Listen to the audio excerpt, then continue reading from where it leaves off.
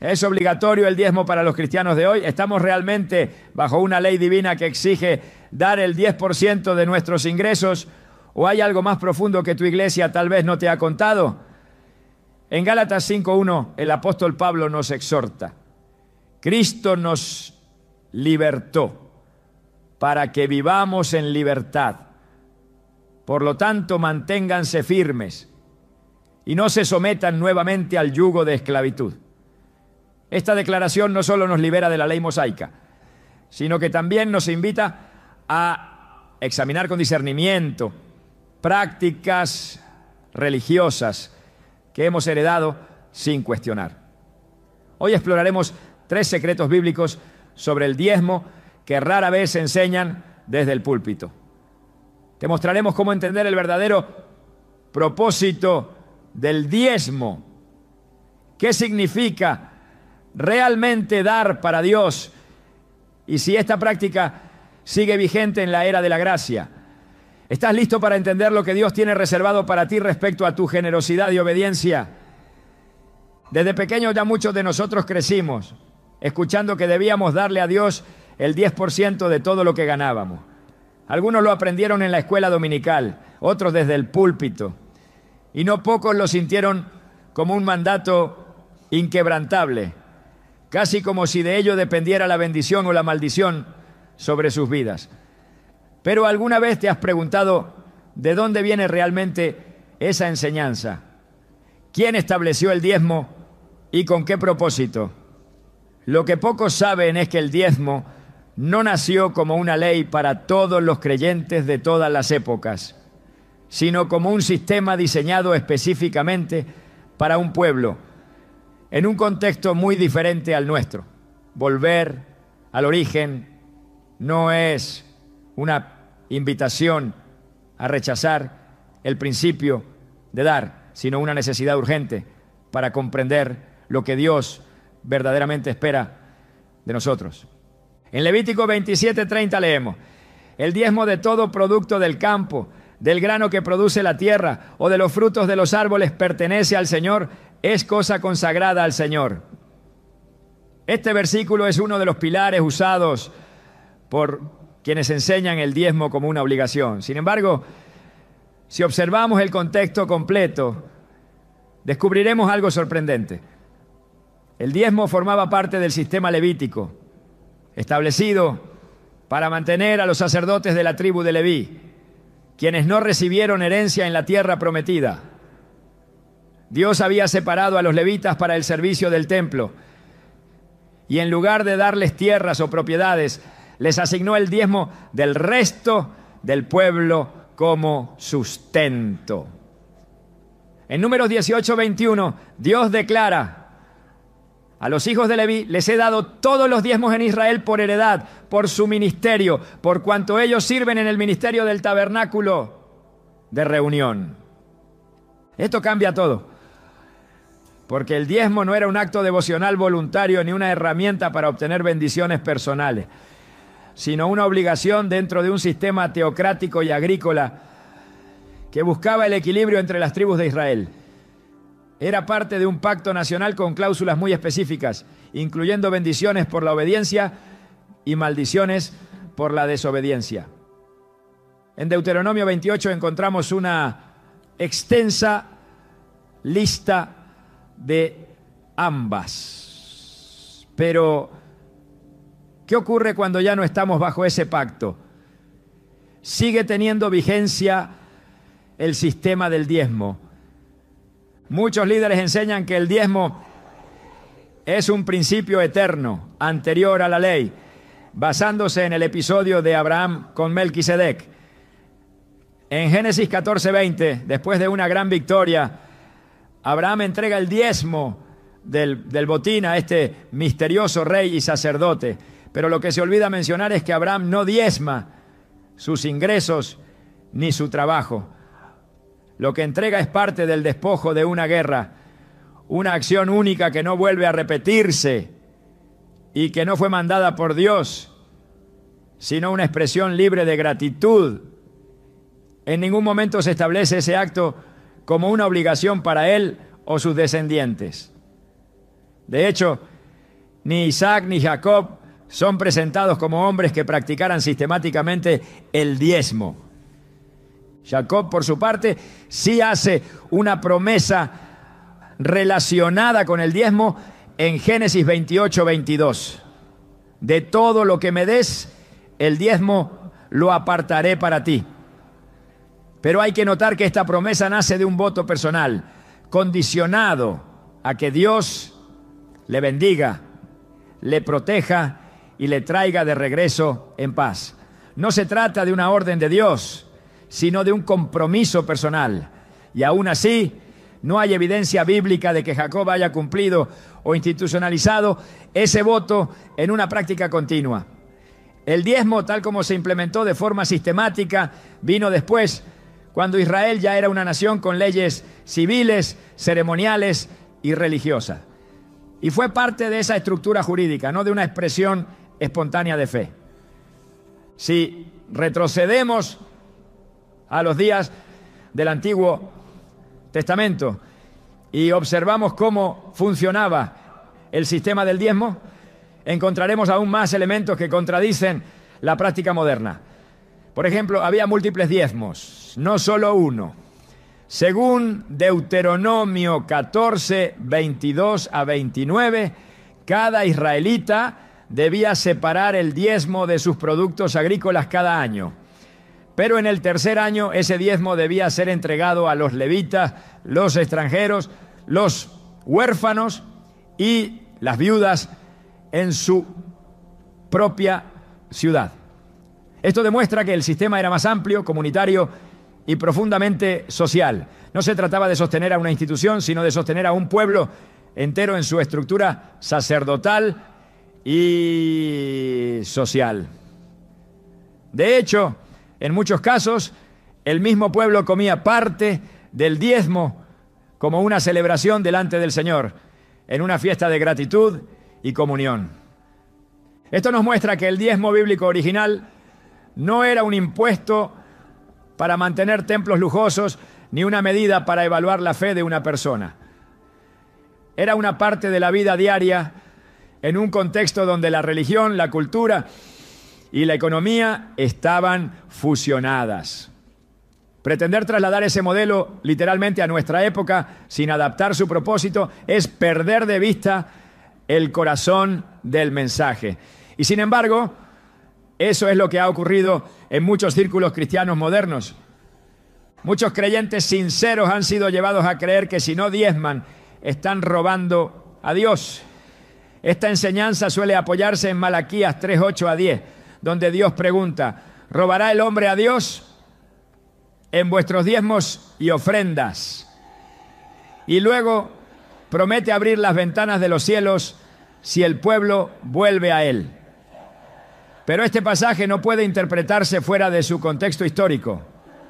Dios no está hablando aquí a la iglesia, sino a Israel.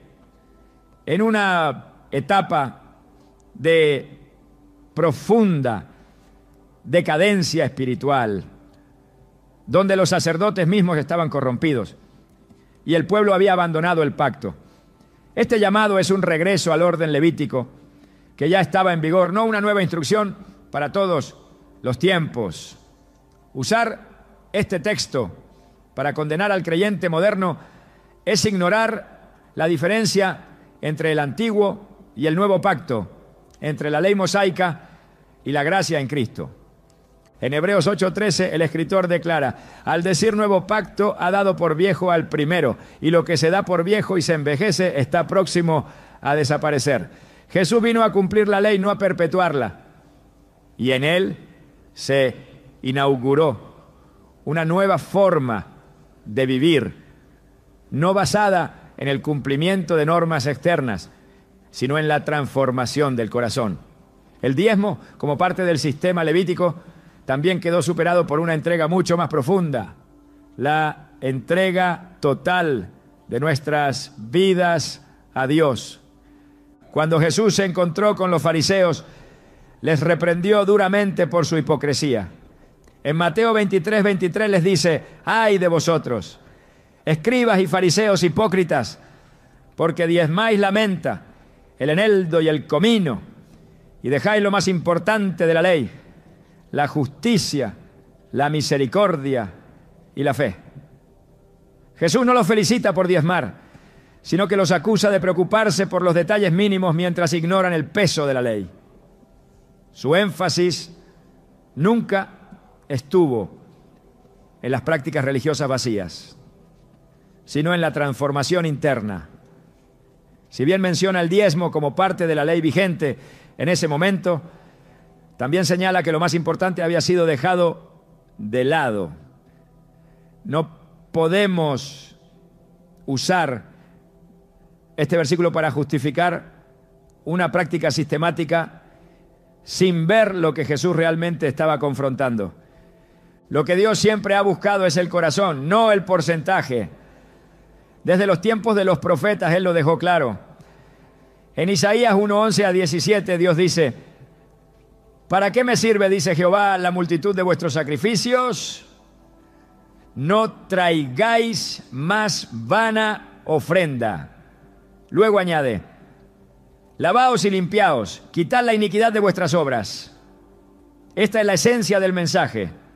Dios no se complace en ritos si el corazón está lejos.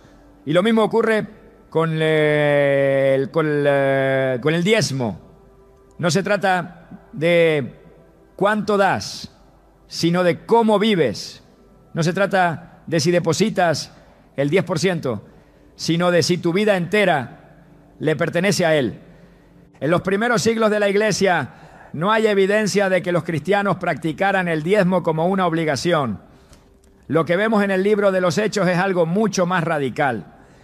En Hechos 4, 32 a 35 se nos dice que la multitud de los que habían creído era de un corazón y un alma, y ninguno decía ser suyo propio nada de lo que poseía, sino que tenían todas las cosas en común. Y más adelante, no había entre ellos ningún necesitado, porque todos los que poseían heredades o casas las vendían y traían el precio de lo vendido. Esta generosidad no era el resultado de una ley impuesta, sino del poder transformador del Espíritu Santo. Esto nos lleva a una verdad esencial. Cuando el corazón es tocado por Dios, no se limita a dar el 10%. Da todo, da tiempo, talento, recursos, amor, compasión, perdón. No por temor a una maldición, sino por gratitud. No para ganar el favor divino, sino porque ya lo ha recibido. Y esa es la gran diferencia entre el antiguo y el nuevo pacto. Volver al origen del diezmo no es destruir su valor, sino restaurar su significado. Es comprender que no fue creado para controlarnos, sino para enseñar principios de generosidad, responsabilidad y cuidado mutuo. Es reconocer que ahora en Cristo no vivimos por imposiciones, sino por convicciones. Y que lo que Dios desea no es una décima parte de nuestras finanzas, sino toda nuestra vida en sus manos. Durante su ministerio terrenal, Jesús habló con claridad sobre muchos aspectos que tocaban la vida del ser humano: el corazón, la fe, el pecado, el perdón, el servicio, la humildad, el reino de Dios y también el dinero. Sin embargo, nunca instituyó el diezmo como una norma para sus discípulos. En su enseñanza no hay ningún momento donde se ordene, prescriba o refuerce el diezmo como requisito para entrar en el reino, recibir bendiciones o cumplir con la voluntad del Padre. Este silencio no es accidental, es revelador, porque en la figura de Cristo se inaugura una nueva era espiritual, una transformación del interior que supera las estructuras rígidas de la ley mosaica.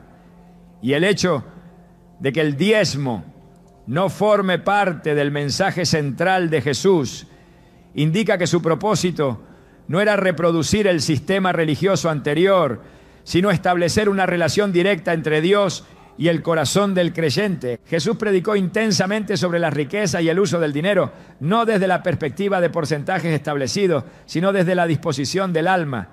En Mateo 6:21 dijo: porque donde esté tu tesoro, allí estará también tu corazón.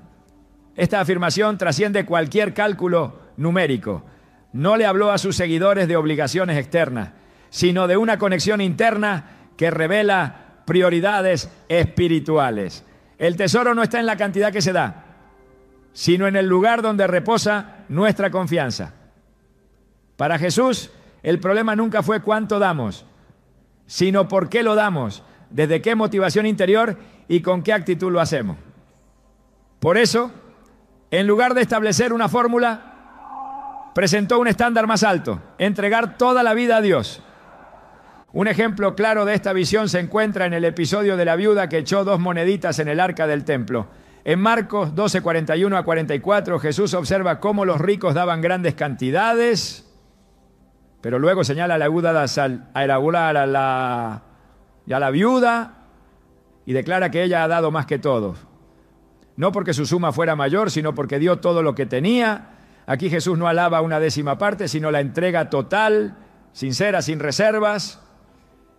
En este acto se revela el principio que rige la economía del reino. El valor no está en la cantidad, sino en la medida del sacrificio, en el desprendimiento, en la confianza absoluta en la provisión divina. Otro momento revelador ocurre cuando Jesús llama al joven rico. Este hombre, que había cumplido los mandamientos desde su juventud, se acerca preguntando qué más debía hacer para heredar la vida eterna. En Marcos 10, 21, Jesús le responde: una cosa te falta. Anda, vende todo lo que tienes y dalo a los pobres, y tendrás tesoro en el cielo. Y ven, sígueme. Esta exigencia no está vinculada al diezmo. Jesús no le pidió el 10%, le pidió el todo. Porque en el reino lo que importa no es una fracción legalista, sino la disposición radical del alma para renunciar a todo lo que impida una comunión plena con Dios. El joven se fue triste porque tenía muchas posesiones. Esta escena deja claro que Jesús no busca contribuciones por obligación, sino corazones rendidos por amor. Si el diezmo hubiese sido un elemento esencial de la vida espiritual bajo el nuevo pacto, Jesús lo habría enseñado de forma directa. Pero nunca instruyó a sus discípulos a diezmar, ni en el Sermón del Monte, ni en sus parábolas, ni en sus discursos finales. Lo que sí hizo fue hablar sobre generosidad, sobre dar con alegría, sobre compartir con el necesitado, sobre la imposibilidad de servir a Dios y a las riquezas al mismo tiempo. En Mateo 6:24 dice: nadie puede servir a 2 señores. No podéis servir a Dios y a las riquezas. Esta enseñanza no establece porcentajes, sino prioridades. La fidelidad a Dios no se mide en décimas, sino en entrega total. Cuando Jesús denunció a los fariseos, usó el tema del diezmo como un ejemplo de su hipocresía. En Mateo 23:23 declaró: ay de vosotros, escribas y fariseos hipócritas, porque diezmáis la menta, el eneldo y el comino, y dejáis lo más importante de la ley, la justicia, la misericordia y la fe. Algunos han interpretado este versículo como una validación del diezmo, pero en realidad es una denuncia. Jesús los confronta por aferrarse a las minucias externas mientras descuidaban lo que realmente importa. El peso de sus palabras no recae en la práctica del diezmo, sino en el olvido de lo esencial: justicia, misericordia y fe. Esas son las marcas del verdadero discípulo. El enfoque no está en lo que se entrega, sino en el espíritu con el que se vive. La crítica de Jesús revela que las prácticas externas, incluso las correctas, pueden estar vacías si no están acompañadas de una transformación interna. El mensaje del reino fue diseñado para cambiar el corazón, no para imponer rituales. Jesús enseñó que todo lo que damos debe nacer del amor, no de la presión. En Lucas 6:38 dijo: dad y se os dará. Medida buena, apretada, remecida y rebosando, darán en vuestro regazo. Porque con la misma medida con que medís, os volverán a medir. Esta promesa no está sujeta a una ley específica de porcentajes. Es una ley espiritual de reciprocidad basada en la actitud generosa del corazón. Jesús apelaba a una entrega libre, desinteresada, profunda. En ningún momento ató esta promesa a un sistema obligatorio de diezmos. Más bien, habló de una medida espiritual, una forma de vida que da con alegría y sin cálculo. El modelo de vida que Jesús propuso fue radical. No dejó instrucciones sobre templos físicos ni sobre estructuras religiosas complejas. Llamó a sus seguidores a vivir en humildad, en servicio, en desprendimiento. Los envió sin alforja ni bolsa, dependiendo por completo de la provisión divina. En Mateo 19:10 les dijo: no os proveáis de oro, ni plata, ni cobre en vuestros cintos, ni de alforja para el camino, porque el obrero es digno de su sustento. Este principio refleja un estilo de vida opuesto al materialismo. Los discípulos no vivían bajo un esquema financiero sistematizado, sino en una dinámica de fe, donde cada necesidad era suplida por la mano de Dios y cada provisión era compartida entre hermanos. En toda su enseñanza, Jesús nunca estableció el diezmo como obligación. Lo que sí hizo fue exaltar la mayordomía fiel, la entrega generosa, el desapego de las riquezas y la confianza absoluta en el Padre Celestial. En Mateo 6:33 resumió esta visión: buscad primeramente el reino de Dios y su justicia, y todas estas cosas os serán añadidas. En este mandato no hay espacio para el temor económico ni para la manipulación. Solo hay un llamado a poner a Dios por encima de todo. Jesús no delegó a sus seguidores una ley de porcentaje. Les entregó una vida guiada por el Espíritu. Si el diezmo fuera una parte esencial del Evangelio, los evangelios lo repetirían con énfasis, pero no es así. El silencio de Jesús sobre este tema, lejos de ser una omisión, es una declaración. Porque lo que se inauguró con Cristo no fue una repetición del antiguo sistema, sino una nueva forma de vivir, donde cada área del ser humano es rendida por completo al señorío de Dios. Lo que antes era una norma externa, ahora se convierte en una respuesta voluntaria, libre y guiada por una relación viva con el Padre. El mensaje de Jesús rompe con las estructuras religiosas que buscan imponer cargas sin transformar el corazón. En Mateo 11:28-30 dijo: venid a mí todos los que estáis trabajados y cargados, y yo os haré descansar. Mi yugo es fácil y ligera mi carga. Este descanso no elimina el llamado al sacrificio, pero lo transforma. Ya no se trata de cumplir normas para agradar a Dios, sino de vivir en comunión con Él, dejándonos guiar por su voz y su gracia. Por eso, cuando hablamos del dar cristiano, no podemos retroceder al antiguo pacto para imponer lo que Jesús no ordenó. Debemos avanzar hacia el modelo que Él encarnó. Una entrega que nace del amor y se sostiene en la libertad. En ningún momento Jesús enseñó que el diezmo fuera el estándar para sus seguidores. Su enfoque fue siempre más profundo, más exigente, más espiritual. No buscó establecer reglas externas, sino cultivar corazones rendidos. En esa rendición total está el verdadero dar. Cuando todo le pertenece a Dios, ya no se calcula lo que se entrega. Se vive con la conciencia de que nada es propio y todo debe glorificar al Padre. Esa es la esencia del reino. Esa es la enseñanza de Jesús. Ahora que hemos visto que el Maestro nunca impuso el diezmo como mandato para sus discípulos, debemos avanzar un paso más. La iglesia primitiva, guiada por el Espíritu Santo, tampoco enseñó el diezmo como una norma. En su lugar, reveló un modelo de generosidad viva, espontánea y poderosa. Esa será la base de la tercera parte de nuestro recorrido. La transición del Antiguo al Nuevo Testamento no fue una simple evolución doctrinal, sino un cambio radical en la forma de entender la relación entre Dios y el ser humano. Con la llegada del Espíritu Santo, los discípulos no solo recibieron poder para predicar, sanar y testificar, sino también para vivir una vida completamente guiada desde dentro. En ese nuevo mover espiritual, el dar dejó de ser una imposición externa y se convirtió en una expresión espontánea de obediencia nacida en lo profundo del corazón. El modelo económico de la iglesia primitiva no estuvo sustentado por normas rituales, sino por convicciones internas encendidas por la gracia.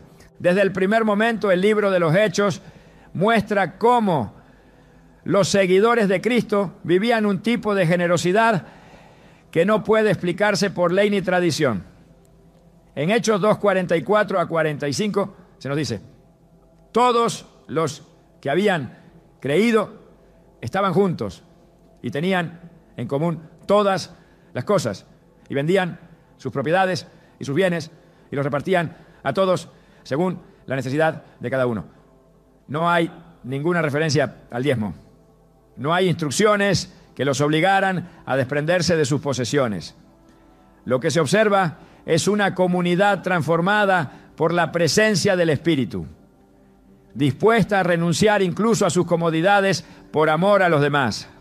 Este tipo de entrega no puede ser forzada ni estructurada. Solo puede surgir en corazones regenerados por la obra redentora de Cristo. La generosidad de los creyentes en los primeros días de la iglesia no se regulaba por el calendario ni por porcentajes fijos. Su impulso era espiritual, no legal. Se daban cuenta de que ya no eran dueños de nada, porque todo lo que tenían había sido redimido por la sangre de Cristo. En Hechos 4:32 a 35 se nos describe otra escena impactante. La multitud de los que habían creído era de un corazón y un alma, y ninguno decía ser suyo propio nada de lo que poseía, sino que tenían todas las cosas en común. Este pasaje revela la profundidad de la unidad y el desprendimiento. No se menciona la obligación de diezmar, porque el principio que gobernaba no era el de cumplir una regla, sino el de responder al llamado del amor. A lo largo de las cartas apostólicas, pues, este patrón se refuerza. El apóstol Pablo, al escribir a las iglesias, nunca ordenó que se diezme. En cambio, instruyó sobre cómo dar de forma voluntaria, proporcional y según la convicción de cada uno. En 2 Corintios 9:7 deja establecido el principio rector de la generosidad cristiana. Cada uno dé como propuso en su corazón, no con tristeza ni por necesidad, porque Dios ama al dador alegre. Esta afirmación es más que un consejo práctico. Es una declaración doctrinal que marca una línea divisoria entre la antigua manera de dar por obligación y la nueva manera de dar por revelación. El dar en el Nuevo Testamento está íntimamente ligado a la libertad espiritual. Pablo no sugiere que la bendición depende de cumplir con un porcentaje, sino de la actitud con la que se entrega. No se trata de satisfacer una cuota impuesta, sino de entrar en una dimensión donde el dar se convierte en una expresión visible de la gracia recibida. En el mismo capítulo, 2 Corintios 9:6, dice: el que siembra escasamente, también segará escasamente, y el que siembra generosamente, generosamente también segará. Aquí el énfasis está en la siembra voluntaria, no en el cumplimiento ritual. El sembrador no calcula un impuesto, se deja guiar por la tierra, por el clima, por la fe. Así es el que da conforme al Espíritu. Cuando Pablo instruye a la iglesia de Corinto sobre la colecta para los creyentes necesitados de Jerusalén, lo hace con un lenguaje profundamente espiritual. En 1 Corintios 16:2 les dice: cada primer día de la semana cada uno de vosotros ponga aparte algo, según haya prosperado, guardándolo, para que cuando yo llegue no se recojan entonces ofrendas. No menciona el diezmo, sino un principio adaptado a la realidad personal de cada creyente. Según haya prosperado, implica que no todos darán lo mismo, pero todos están invitados a participar. Esta forma de dar no se basa en presión, sino en discernimiento. No responde a una norma fija, sino a una conciencia moldeada por el amor. Pablo también destaca que el dar es una gracia, no una carga. En 2 Corintios 8, 1-3 habla de las iglesias de Macedonia, que en medio de la prueba y la pobreza dieron más allá de su fuerza. Él lo llama una gracia de Dios y no una imposición humana. Lo que mueve a esos creyentes no es la obligación de un porcentaje, sino la revelación del privilegio de participar en la obra de Dios. Este modelo pone en evidencia que cuando el Espíritu guía, el corazón responde con generosidad, aun cuando las circunstancias sean adversas. La gracia no solo cambia la forma de dar, cambia la perspectiva desde la cual se da. Este principio también está presente en la carta a los Romanos. En Romanos 12:1, Pablo exhorta a los creyentes: presentad vuestros cuerpos en sacrificio vivo, santo, agradable a Dios, que es vuestro culto racional. Aunque no está hablando específicamente de dinero, el principio es el mismo. El verdadero culto no consiste en cumplir reglas externas, sino en rendir la vida entera. Dar en este contexto no puede limitarse a un porcentaje.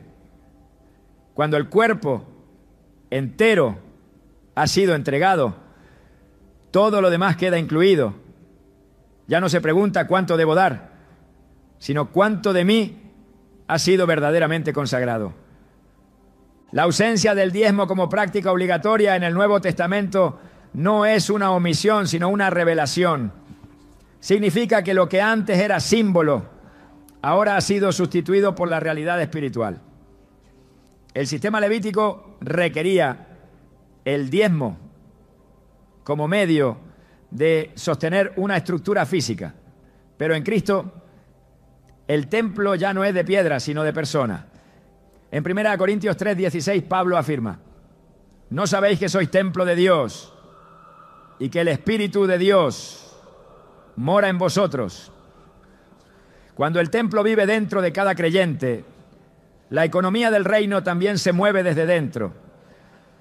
El sostenimiento de la obra no depende de una estructura legal, sino de corazones inflamados por la verdad. En ninguna de sus cartas, Pedro, Santiago, Juan ni Judas hacen referencia al diezmo como un mandato para la iglesia. Su silencio coincide con el modelo que Cristo dejó. Lo que enseñan es la importancia de la fe viva, del amor práctico, de la obediencia al Espíritu. En Santiago 2:15-16 se plantea un escenario concreto.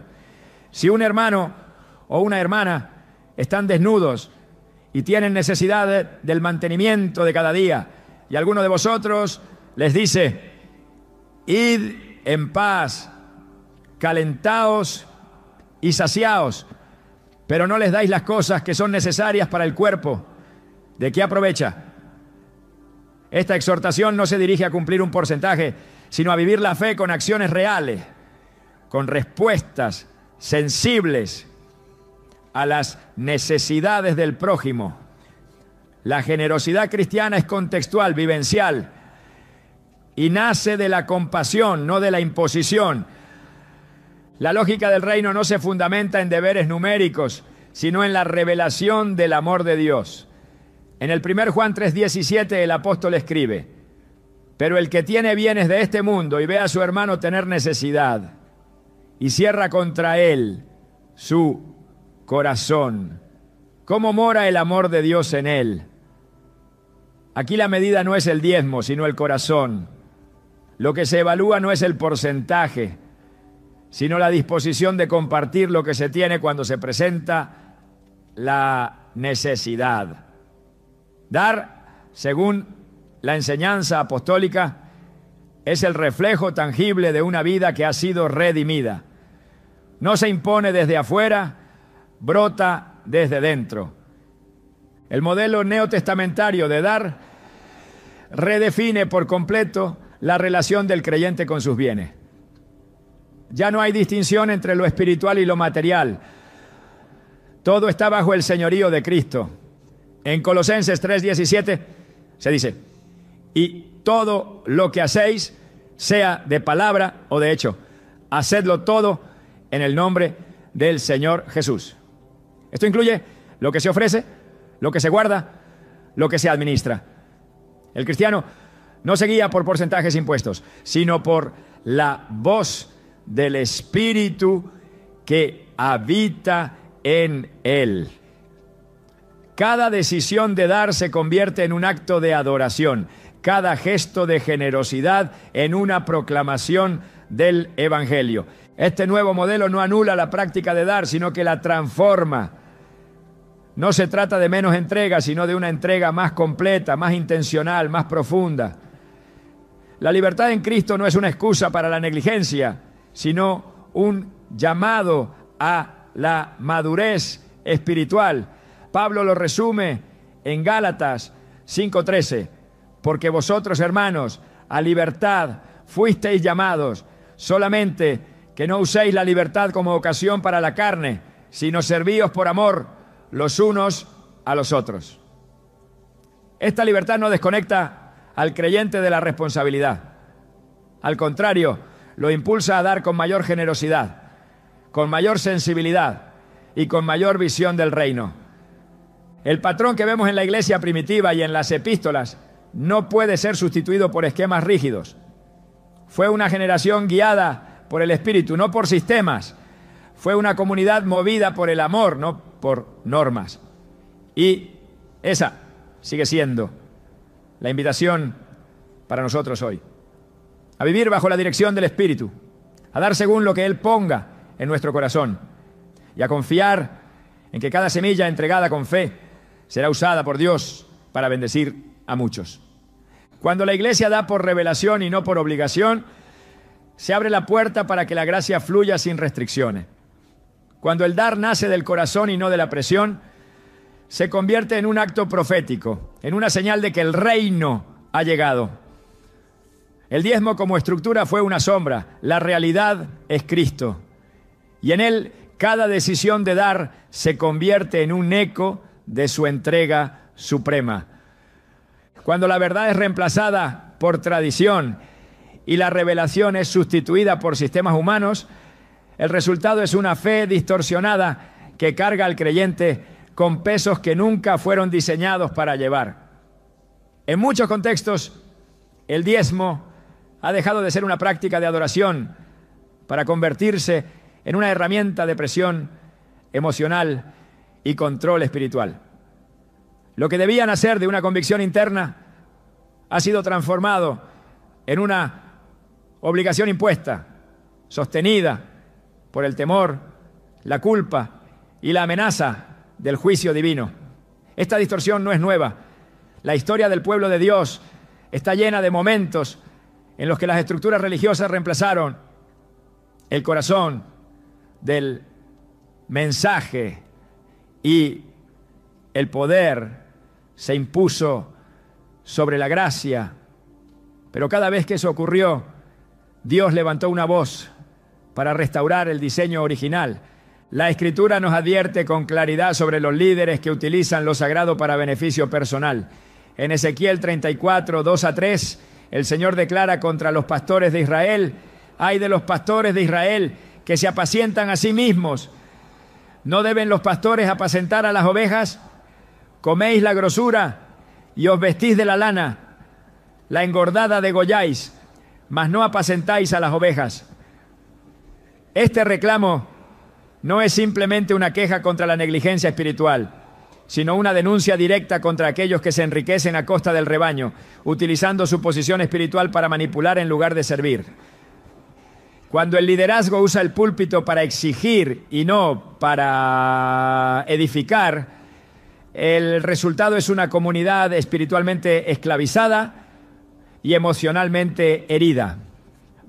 Uno de los errores más graves en la enseñanza moderna sobre el diezmo es presentar a Dios como un cobrador celestial que bendice solo si se paga una cuota. Se cita constantemente Malaquías 3:10 como una amenaza.